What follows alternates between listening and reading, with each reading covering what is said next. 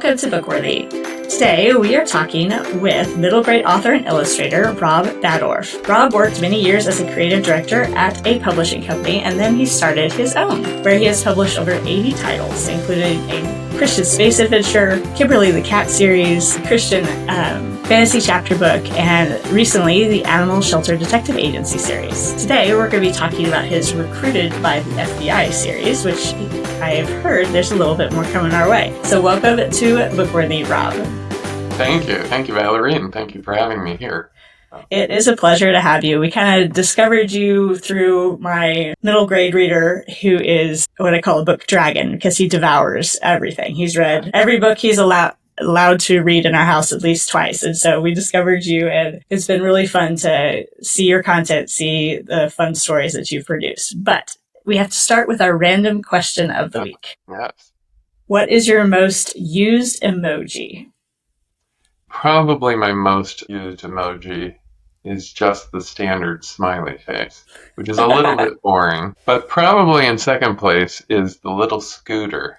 For some reason, I really like the little scooter. I think it's one of those hold-ons from my own childhood that I just really loved, the little handhold scooter that you hold the handle and you kick along. I just think that's so.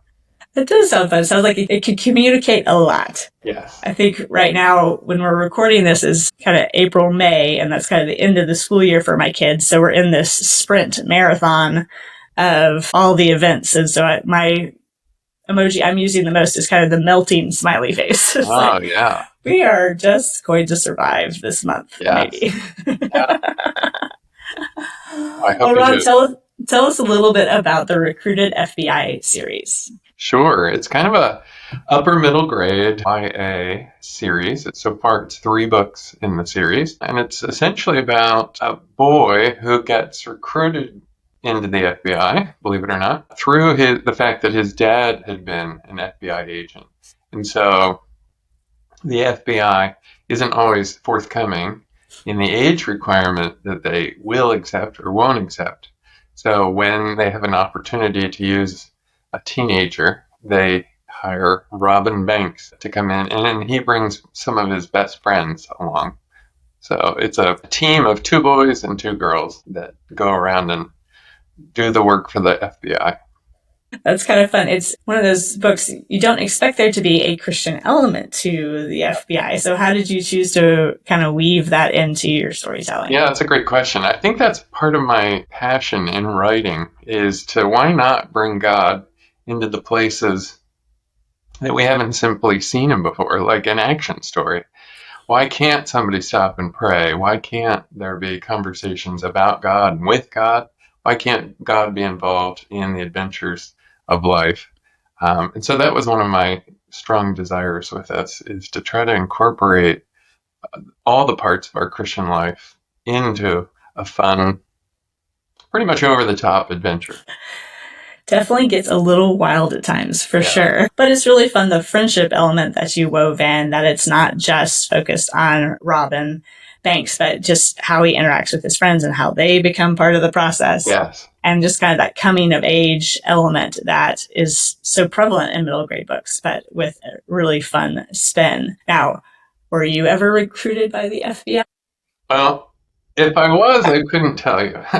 Well, true. I'm going to decline that answer. But that was actually that's part of what inspired this. Is when I grew up, I went to public school, and on the slower days that were a little boring, I enjoyed daydreaming that the FBI would need some of these kids' helps. And what they would do is they would go and they would talk to the principal at the school, and the principal would walk into the classroom and ask for a child to the teacher.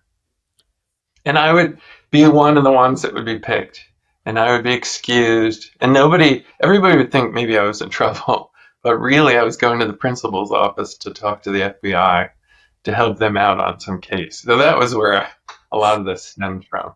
So instead of Harry Potter letters, you were wanting to be recruited by the FBI. Yes. Too fun. I love how imaginative ideas that we have as kids often come into our stories as we are writers, as adults, because that creative spark is so big when we're kids that we just can't quite wrap our minds around it. So it's fun to see adults reaching back to stories that definitely, yes, encourage them. Well, what do you hope to communicate with kids with this Recruited with the FBI series? Well, that's another good question. I think it's because I'm really interested in action adventure. I think it's the idea that there is adventure in life, and that's how God created it. So often, God comes to us and asks us to follow him, and it doesn't seem either safe or necessarily smart. I love stories like Abraham and, being called out of Ur when he really had probably a pretty good thing going there, and yet God invited him on an adventure. And so it's this issue of, are we prepared for kind of the adventures in our life? And so that's kind of what the story is about, is where is God in the adventures of life, but are we, how should we seek them out? And how can they just arrive to us, and how do we respond? So that's some of what intrigued me. Very true. And you've done something a little different with your middle grade books. So middle grade kind of ranges from 8 to 12, and so the page ranges for middle grade can vary widely too, but you have kept these books really short and kind of more serialized fiction. What made you choose to make them in that format? That's a good question too. I actually studied film, and so that was what my major was in college, is screenwriting. So you ended up having to write almost all your scripts as close as possible to 90 pages. And so I learned the art of storytelling to a specific page count. But what I also really liked about it was, I liked, now with the invention of like online streaming stories and movies, kind of this limited dramatic series really intrigues me, because you get more with characters. You can go deeper with characters and plots than you can with just a standalone story. So I love the idea of a serialized, episodic story. But I also like trying to take bite-sized pieces so that people don't get bored with too much backstory or too much description. I'm trying to keep the pace kind of moving. You definitely have done that and kept it very fast paced. And it really speaks to how kids are reading these days, because with video games and just media and how it's just coming at them so fast, to have a book that, there are so many classical books that they're still reading in high school that would never be published today because the audience just isn't reading that type of book. And so you really have kind of honed in on your audience and how they're reading and how they are engaging with media. And I think that that is really clever and unique. I haven't quite seen that yet. Interesting. And so it's at least for my son, who he could read basically one of your books a night. Oh, wow. And he'd want to read the next one. Can I read more? Can I read more? And wanting our kids to have that desire to read is, as an author, the goal, right? You want them to dive in and continue to read and get excited about it because it makes us excited. And so it's really a unique direction that you've taken with these books. Now, you're also an illustrator too. So tell us a little bit about the illustrator side. Yeah, so I've always been fascinated by illustration, and I started practicing when I was young, and then did some in school and training. And then I got a chance to kind of start practicing through one of the publishing companies I worked with. And I found that was just really enjoyable. It was just a way to kind of put image to page of what I was kind of thinking about. It might not always be used in middle grade, and so that's where I was kind of wrestling with, well, do I do a graphic novel? Can I do a hybrid graphic novel? Are kids still interested in illustrations at all? So occasionally I do illustrations, and I put them in my series. I don't do them in all of them, but I do enjoy the process. It is I think as a creative person, there's never just one type of creativity you're doing, because you're always exploring something new or different, or I know even in my own writing process, I have to draw out some things I see it in my head, but how do I communicate this with words? And so it is a unique medium to grow a story and to connect with all different types of readers. Because I know I have at least one reluctant reader in my house, and so because he has dyslexia. And so I know graphic novels and books with pictures, really he's drawn to that because it gives him a break It gives them just a mind breath before, because all those words can get very overwhelming. And so it's really, really neat to see those, those elements thrown into books too still. So I created a small series. It's 3 books called Fighting Fear. So it's Fighting Fear and Monsters, Fighting Fear and Space Aliens, and Fighting Fear and Giants. But I had a lot of fun doing heavy illustration for those. I found those, and I need to look at them a little bit more. I thought that was really neat to kind of take the scary things and make them very fun and relatable. So I can't wait to check those out a little bit more. Now, when did your writing journey begin, Rob? Great question. I think it was when I was pretty young. I still remember in early middle school. I had an assignment that I had to write a story, and I ended up writing a play. And I thought the play, and then and it was only 2 pages long, but we got a chance to perform it.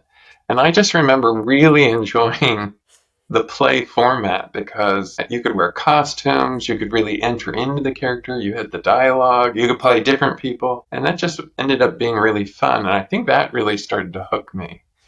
And actually, one of the stories I tell is that Star Wars, the first Star Wars, which is episode 4, was very big when I was a kid. Everybody was talking about it, and I went and saw it, and I loved it. But it really wasn't until I got to see the making of Star Wars on PBS that suddenly changed my world, because if you would have asked me, is Star Wars real? I would have told you no. But I didn't really know where it came from. And I didn't understand that people sat down and made these things. I didn't know that was a job. And once I found that out, then I was really hooked. So what took you from playwriting to learning about screenwriting to writing books? What was kind of that progression? Well, that's a good... So in high school, I had a good friend whose family was rather wealthy. And this was in an era where home camcorders were pretty rare. And his family had one. So what we would do is every Friday night, we would get together and often had sleepovers. And everybody wanted to know, what should we do? And every week, all I wanted to do was, let's make a movie. And every week, we would make a new movie. And we would either copy something like James Bond kind of films, and we would do it in our childish, childlike way. But we did pirate stories. We did spy capers. We just had so much fun. So that's kind of what led me into screenwriting. And I still enjoy that. I actually got to the point where I moved to Los Angeles and was pursuing work out there.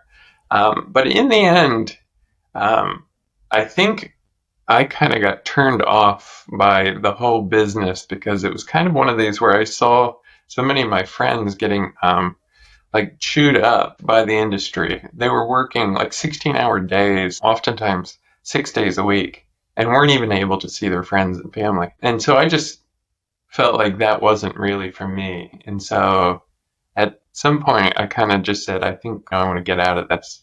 And that's when I felt like the Lord inspired me and said, I want you to write manuscripts and novels. And my first response, having written a whole bunch of screenplays, was, I can't do that. I can't write a novel. That's way too much. I can't do anything like that. So it took probably a good 10 years to turn me around. Lots of practicing, lots of learning different, reading on storytelling, but also specifically sentence structure and stuff. And most of that was all to just get past my fear. Fear played a very large role in my own writing journey, and it's amazing to see how faithful God is when He wants you to go a direction. It's we will use every excuse of the book to do it our way, and God's okay, give that a try, and I'll see you on the other side. Yeah. So fun. Well, what is one of the most impactful books in your life, Rob, other than the Bible? Yeah, good. Well, I have several, one of which is King Solomon's Mines by H. Rider Haggard. That is an action-adventure book that just really swept the rug out from underneath me. I did not expect anything to be that interesting or exciting especially that was that old. And it's not that it's that old. It's only 150 years old or something, if that. But I just was so blown away by that ability to have adventure that I just thought was absolutely thrilling. I mean, that was one book that I just could not put down, and that just really affected me. So that was a beautiful thing. One other book, just to throw out if I may, is E.B. White's The Trumpet of the Swan. That book really, and that was, what's fascinating about that book to me is that it's not action adventure. It's just such a beautiful journey of friendship, it is adventure, but not in that same kind of sense. It's not high adventure. And one quick little story. One day my wife rented the audiobook of The Trumpet of the Swan from the local library. And she brought it home. She was playing it for our young kids at the time. And I walked in, and my first reaction was, I have no idea who did the narration on this, but they are so unprofessional. Because they had a strong New England accent, which usually, like for professional actors and voice coaches, you're supposed to have no accent at all, if possible, and be very well read. And this guy just sounded, in a sense, like a grandpa. Somebody's grandfather read this. And yet, over the course of an hour listening to this, I suddenly came to realize this was the best reading I'd ever heard of a book. And that I didn't want some stale actor reading this. I wanted this person. I wanted an older man reading this book. I wanted a grandfather to read this to me. And I finally decided we're going to have to buy this. And I need to buy this copy because I won't accept any other copy. Whoever this unprofessional reader is, I want that version. So I got up, grabbed the case, only to find out that it was E.B. White himself reading the book. And I felt terrible that I had bashed him. But then I came to realize that is the perfect person to read this. That's amazing. It is kind of funny when I do audiobooks. If they switch between a series, I'm like, hold on, that's not the voice I'm used to hearing. Or there's definitely a book me and some of my friends from church are going through, and the audiobook does not have the author reading it. The author is it's Paul David Tripp's book. I was like, I want Paul David Tripp to be reading this book to me. It's one of those, there's a certain tone that he has that you just wanted to hear in your own ears. So it's definitely come a long way, but it's very unique how we can get kind of picky about who we listen to, too. Yeah. And then we get so attached to it that we can't hear it any other way else. Too fun. Rob, what is something that we can expect next from you? Well, I am currently working on 3 more books in the Sneaky Inc. Recruited by the FBI series. So that's going to be the same cast of characters with more conflict and new conflict. So I'm actually working on the 3rd of those 3 right now. So hopefully they'll come together. And sometime maybe by the fall. So very neat. And you have a really unique opportunity on your website where you get to kind of sign up for your email list, but you get to be one of your ARC readers too. Yeah. How did you come up with that idea?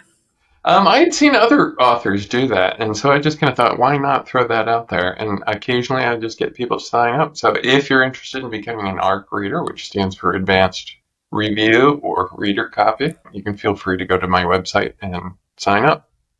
It has been fun to kind of see some of your work pop up on there and to get a sneak peek at what's going on. Yeah. Well, where can people find out more about you and your books, Rob?